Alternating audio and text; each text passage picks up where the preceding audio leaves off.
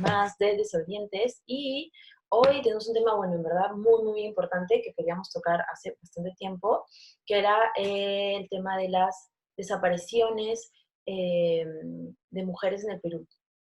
¿Qué está pasando? ¿Por qué nos está hablando de este tema? Y bueno, más adelante tenemos además una invitada que nos va a poder contar, pero antes de eso quería recordar que yo en este episodio soy Galatea. Y Galatea, por este personaje mítico que fue creado por Pigmalión a su imagen y semejanza, así como la perfección, y quería hablar un poco de esta perfección con la que nos crean a las mujeres en la actualidad.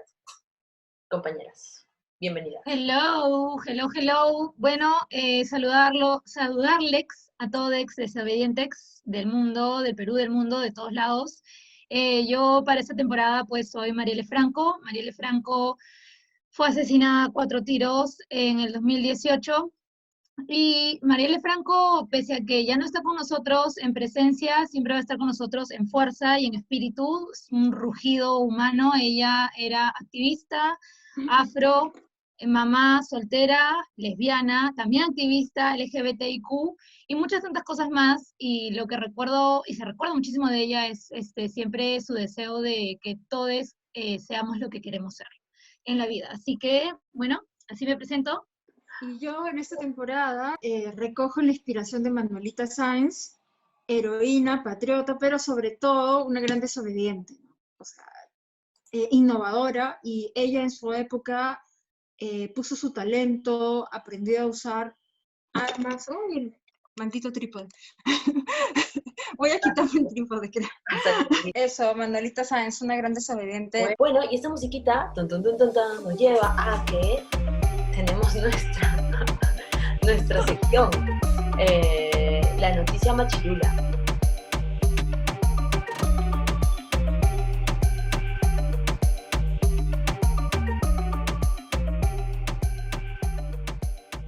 Noticia machirula. Bueno, la noticia machirula del día de hoy, del episodio de hoy, es el día a día de la británica, que lo dejó todo por el amor de un joven agricultor de la selva peruana. O sea, esto sale en Trome, por favor, ¿me pueden? O sea, ya, mira, me da... Espérate.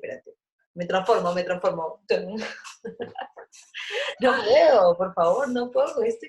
¿Qué piensan? ¿Qué pensamos? Por favor, bueno, primero, así como hacer el comentario necesario, nota al pie, que este segmento pequeño pero importantísimo está dedicado a pues ponerle ojo a todos estos titulares y notas en donde hay responsables detrás, o sea, ¿dónde están los les editores, mayoritariamente seguro, pues, con este enfoque y esta mirada muy machista, además discriminador en este caso, ¿no? O sea, justo ahí, yo sé que Manuelita Sáenz, ya detrás de cámaras, o sea, nos había hecho el comentario también que además era xenófobo, y yo voy a dejar ahí el espacio para que Manuelita pues profundice, porque este tipo de desgracias hay que insistir en que ya, por favor, no pueden ser publicadas. O sea, Alguien debe corregir esto. Trome es uno de los diarios más leídos en el Perú, por favor, ya Trome, un poquito, ¿no? Ya está. La responsabilidad. Stop. Parece que el editor creyó que valía la pena poner una novela ahí en su... Bueno, ya, sí, oye, de verdad que esta gente de Trome, ya puede gente de Trome, pónganse las pilas, ¿no? Ya, esto parece, pero prensa del año de la pera. De verdad que Novela mexicana. me da algo.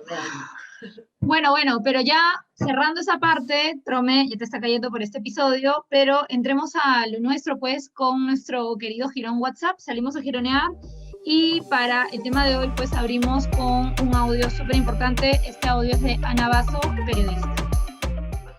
Lamentablemente, con el Registro Nacional de Información de Personas Desaparecidas, no ha sido suficiente la información que se está manejando. No se están transparentando o consignando casos anteriores al 2020. Entonces, no se puede hacer un real seguimiento sobre causas a partir de la experiencia de cada uno de los casos. Otra situación que se advierte es que la policía misma no tiene esa intención de analizar la data para arrojar indicadores o para identificar indicadores que muestren cuáles son las causas más probables de desaparición de personas y especialmente de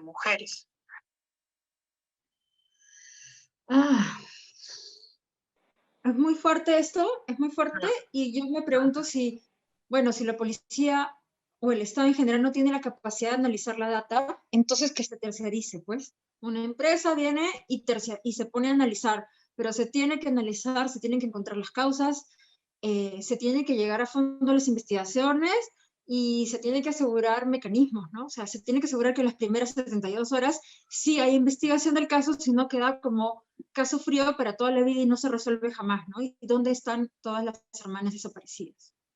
Y por eso el episodio dedicado a este tema tan importante que además ya tenemos que estar hablando de esto ya de aquí para adelante todo el tiempo, ¿no? Ya, y me parece que ya está la invitada del episodio de hoy en espera, entonces a ver si le damos paso a la invitada. Hola, Kate, ¿cómo estás? Bienvenida, aquí a Desobedientex, y gracias por estar aquí. Bueno, les presento a Kate Soto. Kate es fundadora de Mujeres Desaparecidas Perú, así que creo que nos va a dar mucha información del tema, y hoy está como María Jesús Alvarado. Quizás nos puedes contar, Kate, por qué estás como María Jesús Alvarado y un poquito de ella de repente, y presentar. ¿Qué tal? Sí, un gusto poder verlas y conversar hoy con ustedes. Sí, escogí a María Jesús Alvarado porque precisamente para mí representa una de las mujeres pioneras desde los feminismos en el Perú y en América Latina, ¿no? Desde la creación de Evolución Femenina en 1914, desde su impulso desde los derechos cívicos de las mujeres, desde el involucramiento en la educación también para las mujeres, ¿no? El hecho de que se hayan otorgado, ¿no? De que las mujeres directamente puedan, como profesionales, puedan hacer, o mujeres con sus bienes puedan utilizarlos ellas libremente. Entonces, esos proyectos de ley que fue promoviendo y que luego posteriormente fue encarcelada, exiliada. Entonces, creo que han sucedido muchísimas cosas con María Jesús Alvarado que deben de quedar como en nuestras memorias, y sobre todo muchos avances también que se logró a partir de la construcción de ella con muchas compañeras más a través de este movimiento, ¿no? Que era Evolución Femenina, y entre otros más que luego logró fundar con la Sociedad Beneficiaria, y así creo que habría muchísimas cosas que hablar de ella y que para mí son sumamente importantes. Bueno, bienvenida María Jesús, Kate y María Jesús para este episodio, por acompañarnos en Desobedientex. Como ya mencionaba Galatea, pues la verdad es que es muy importante contar con tu presencia. Hace un momento estábamos escuchando nuestro segmento Girón WhatsApp, el audio de pues una compañera periodista llamada, bueno, se llama Ana Basso. Ana se encargó de hacer una investigación junto a un equipo de otros colegas periodistas respecto también del tema, ¿no? De mujeres desaparecidas hasta el 2018, y encontró entre sus hallazgos, y es un poco lo que escuchamos en el audio, de que no hay información suficiente, no hay transparencia de parte de las autoridades en hacer esta labor que es de responsabilidad de ellos, y a la vez también en donde se muestra que hay mucho desinterés, mucho poco compromiso de parte de la institución policial, por ejemplo. Y queríamos pues también recibir de ti un poco tu apreciación, ¿no? Respecto de lo que puede estar pasando, sobre todo con esta coyuntura pandémica de tanta gravedad. Sí, precisamente nosotros nos conocimos con Ana en el 2017, si no me equivoco, o mediados o a fines del 2017. Nosotras como mujeres desaparecidas iniciamos a fines del 2016, y cuando conversamos con Ana, con Audrey, ¿no? Y con otras compañeras más que también eran parte del equipo de periodistas que se encontraba investigando sobre desapariciones, creo que ahí fue un componente sumamente importante el hecho de que desde la investigación periodística, junto con los casos directamente, desde las familias, desde cada una de las vivencias y las acciones que hacíamos, podamos complementar y sobre todo tener como esta información de qué es lo que está sucediendo realmente, ¿no? O qué es lo que está sucediendo detrás de cada uno de estos casos que tienen finalmente una serie de falencias o de negligencias que se suscitan, ¿no? Entonces, lo que se vio era que lamentablemente desde la función estatal nos decían que sí existían algunos mecanismos, o sea, dentro del discurso estaba mencionado, pero en la acción directa, en la actuación estatal, no teníamos nada, ¿no? Entonces, a tal sentido de que estamos hablando que en el 2017, por ejemplo, no existía ningún decreto legislativo ni ninguna norma que pueda hablar directamente de la protección o de las medidas, de las primeras medidas de atención frente a un caso de desaparición de una mujer. Esto lo logramos recién en el 2018 con el decreto legislativo 1428, pero aún así con sus trabas de indicar que solamente se encuentran las mujeres en situación de violencia, ¿no? Entonces, que entendemos que en una sociedad tan machista, con funcionarios que no están especializados en el marco de abarcar casos sobre violencia de género, podrían contemplar sobre quiénes sí están dentro de esa categoría de mujeres en situación de violencia y quienes no. Cuando comprendemos ya directamente nosotras o como feministas, ¿no? Que todas las mujeres en este país se encuentran en una situación altamente de riesgo por la misma estructura machista en la que... Porque una cosa que nos preguntamos mucho, ¿por qué no se habla de este tema? Política pública. Pero antes que nos comentes, tenemos más justamente audios de nuestro Quirón WhatsApp y que queremos, bueno, compartir contigo porque le hicimos esta pregunta a unas compañeras y esto fue lo que nos respondieron. ¿Por qué no se habla sobre la desaparición de mujeres en el Perú? Porque de alguna manera reconocerlas y oficializarlas sería un reconocimiento a la igualdad de género que aún no se está dando. Por consiguiente, no se le reconoce como algo existente y además que no se le da la prioridad que debería tener, sobre todo a los números que sabemos que existen, ¿no? Exactamente, o sea, ya cerramos el año pasado nada más con más de 11.000 casos o denuncias, mejor dicho, ¿no? Porque tampoco tenemos la certeza de cuántas de estas 11.000 han aparecido, bajo qué circunstancias, ¿no? ¿Cuál es el proceso de investigación en el que se encuentra? Aquella información no la tenemos, así que todavía sigue permaneciendo en un vacío total, a nivel de política pública o a nivel de acción pública.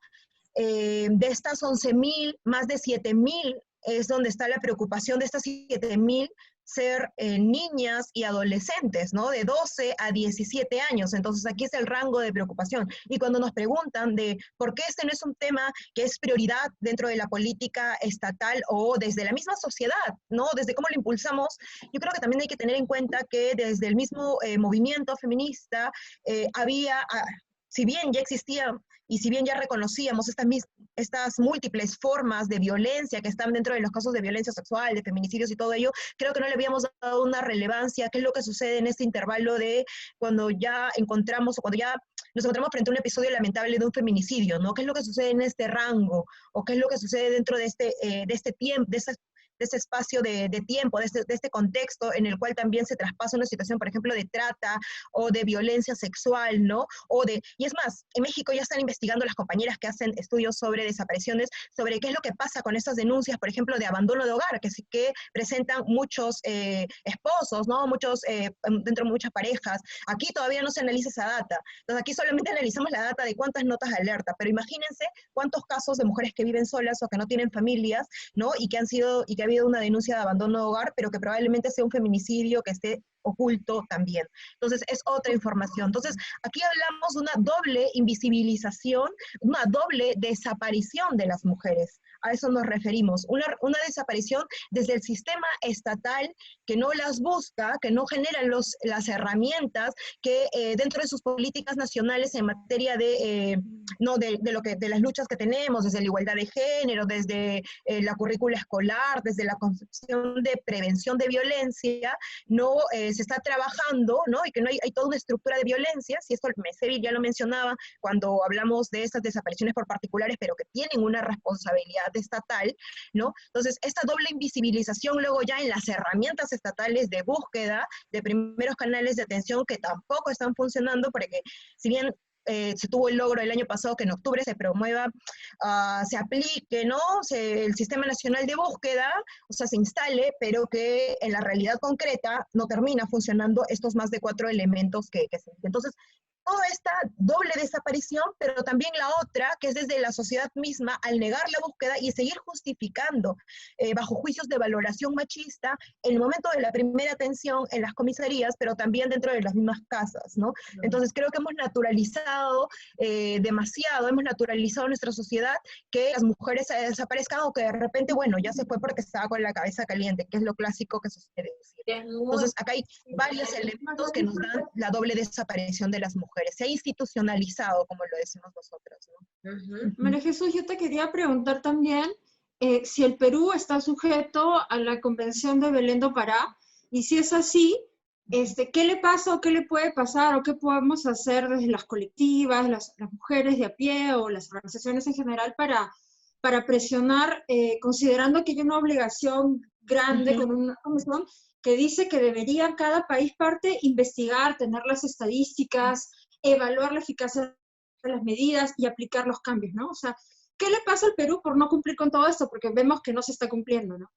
Sí, o sea, definitivamente tenemos un marco de herramientas estatales, un marco, perdón, de herramientas internacionales bastante importante que se deberían de generar en el cumplimiento. La política nacional nada más de igualdad de género que fue publicada en abril del 2019 no contempla ninguna sola palabra de desapariciones. O sea, con una simple búsqueda nada más de un recorrido a través de ese texto no tenemos las desapariciones de mujeres. Entonces, hay una lucha ahora que se está teniendo también desde algunas organizaciones estatales, como en el caso de la Defensoría del Pueblo, desde las organizaciones, desde la sociedad civil, estamos desde Mujeres Desaparecidas, junto con Flora Tristán y entre otras organizaciones más también, tratando de impulsar que las desapariciones de mujeres sean consideradas como una forma de violencia de género también, ¿no? Entendiendo también las circunstancias y el fenómeno dentro de, porque las desapariciones de mujeres es un fenómeno directamente que oculta una serie de violencias. Entonces, comprendemos también de que categorizarla como un tipo de delito sería cambiar todo el marco internacional de lo que se comprende la tipificación del propio delito como un hecho punible, así que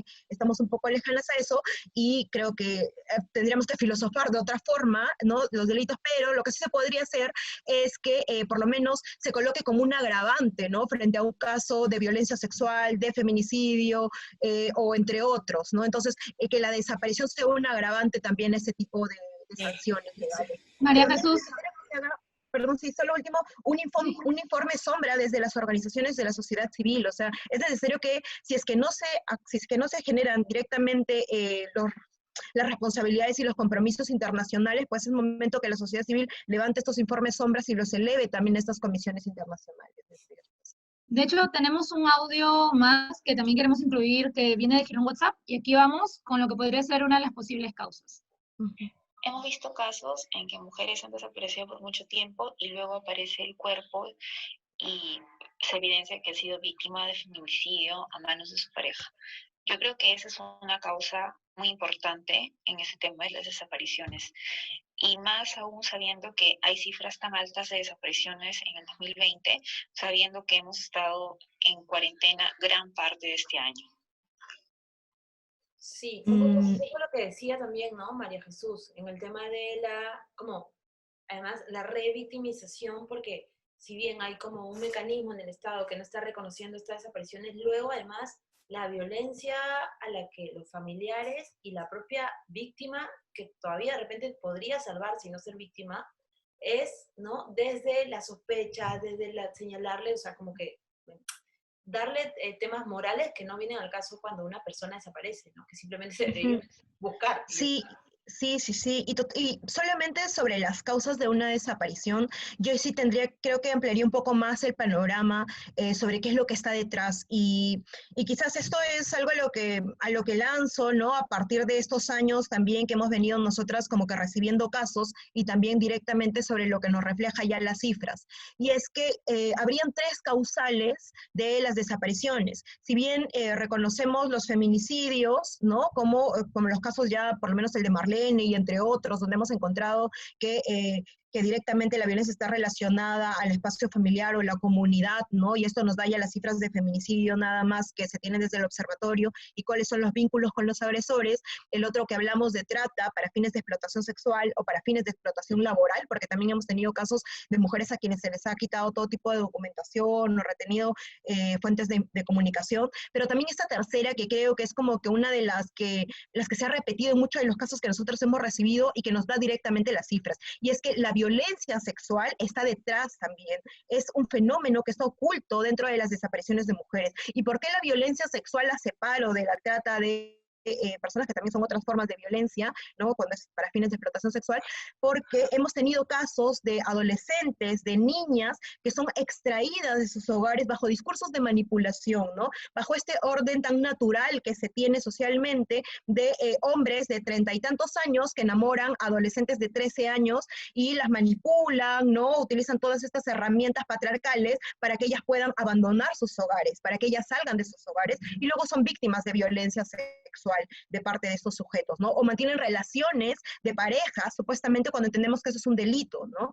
Entonces, esto lamentablemente son episodios repetitivos, son episodios que nosotros nos han llegado casos, y que luego cuando ya lo comparamos con la cifra y vemos que solamente el año pasado más de 7.000 casos eran de adolescentes, y si nosotros cuando hacemos nuestros marcos y nuestras barras, vemos cómo las niñas y adolescentes tenemos las cifras exponenciales dentro de este rango.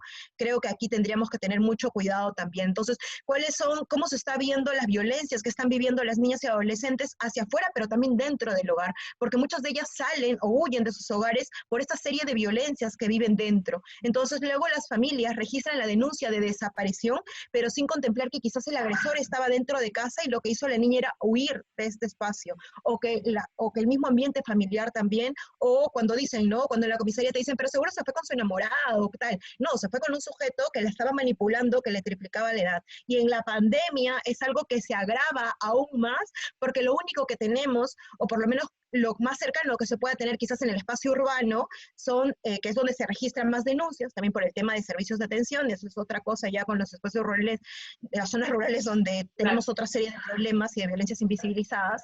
Pero bueno, dentro de los espacios urbanos lo que tenemos son altas denuncias, porque ahora todo es por medios, ¿no? Por el internet y todo eso. Entonces, las chicas, las adolescentes, las niñas están a través de redes sociales comunicándose con muchísimas personas. Solamente en España, en la pandemia del año pasado, los casos de grooming se quintuplicaron. Entonces, hablamos de cómo habían aumentado más del 500%. ¿Cuáles son las cifras de esta forma de violencia aquí en el Perú y cómo esto está relacionado también con las desapariciones de niñas y adolescentes? Creo que es algo que tiene que también ser revisado, porque la violencia sexual está muy cargada, es una problemática que está muy detrás de cada uno de estos casos de desapariciones.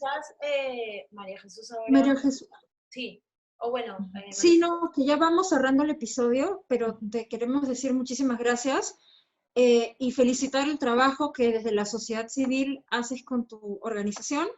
Y bueno, estamos viendo un poco resumiendo que además de esta doble invisibilización hay un reto, que es que el Estado se ponga a hacer lo que le corresponde, pero que aparte nosotras como sociedad civil apelemos al sistema interamericano y desarrollemos nuevas herramientas o de presionar al Estado o de trabajar desde nuestras propias áreas, ¿no? Tú, Manuelita, tú tenías también algunos ejemplos que se daban, por ejemplo, en Argentina, con el tema de la búsqueda de mujeres desaparecidas, ¿no? Que estaría interesante también replicar en el Perú.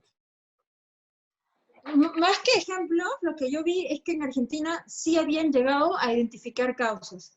Y una de las causas principales era el estereotipo, por ejemplo, del macho, el macho argentino, decían, ¿no? Que es justo lo que decía María Jesús, ¿no? Eso también es, o sea, hay una violencia sexual, etcétera, que está detrás también. Entonces ahí habían identificado eso, ¿no? Pero claro, acá no lo tenemos como identificado, escrito, estudiado, ¿no? Es un secreto a voces, tal vez, que eso es lo que está detrás de muchísimas desapariciones, ¿no? Que al final seguramente son aquellas que no se cuantifican, ¿no? Probablemente, quedan así en el aire, no están en las cifras. María Jesús, no sé si quisieras decir algo antes de cerrar Sí, yo creo que sí, yo creo que tendríamos que tomar varios ejemplos, o por lo menos ir viendo cómo es el marco internacional también, por lo menos en otros países, ¿no? En Guatemala se contempla la ley de búsqueda de mujeres desaparecidas, tienen una norma propiamente que genera una articulación con la sociedad civil, hay comisiones especializadas para ello, hay un banco genético también para poder generar la aplicación de las búsquedas. En México también, ni bien desaparece una mujer, hay la prueba del tema del ADN. Entonces, hay varios avances que se están dando a nivel regional, y creo que también deberíamos de ir abriendo un poco más el marco, de ver cómo es posible posible hacer ello, ¿no? Y sobre todo también exigir y estar pendiente también de que este Sistema Nacional de Búsqueda sea realmente efectivo, que tengamos un registro que no solamente nos dé estas cifras, sino que nos dé realmente información necesaria con otros enfoques. Necesitamos urgente un protocolo que contemple un enfoque de género, un enfoque de interculturalidad, un enfoque de salud mental, ¿no? Que genere que las búsquedas de las mujeres sean realmente, parezcan que realmente les importa a nuestra institución estatal. Bueno, súper, la verdad que nos queda cortito el tiempo porque es tan interesante y tan importante sobre todo el tema que nos estaba comentando Kate, ¿no? Y solo mencionar, ya para despedirnos, que desde cualquier grupo, pequeño o grande que sea, es importante visibilizar estas desapariciones y bueno, porque estas chicas están ahí, su familia están ahí esperando y bueno, queremos saber dónde están, ¿no? Sí, así es, ¿no? Que se investigue, sobre todo que haya data, y que luchemos contra la doble invisibilización que nos mencionaba Kate, a quien agradecemos mucho por el trabajo que está haciendo con su organización, así como a todas las colectivas que ahora mismo están trabajando y a todos los activistas, ¿no? Bueno, este ha sido un episodio muy importante y en esta temporada somos Marita, quien les habla, Manuelita Sáenz, mi inspiración de hoy, y yo soy Fátima Flores y en esta temporada soy como Galatea. Y yo, Gabriela Quevedo, y para esta temporada, con ustedes soy Mariele Franco, y pues quiero también queremos dar agradecimiento a Andrea Quevedo y a Luz Barba, integrantes de Desobedientex. Muchísimas gracias con nosotras. Bravo, ya nos vemos, chao. Chao.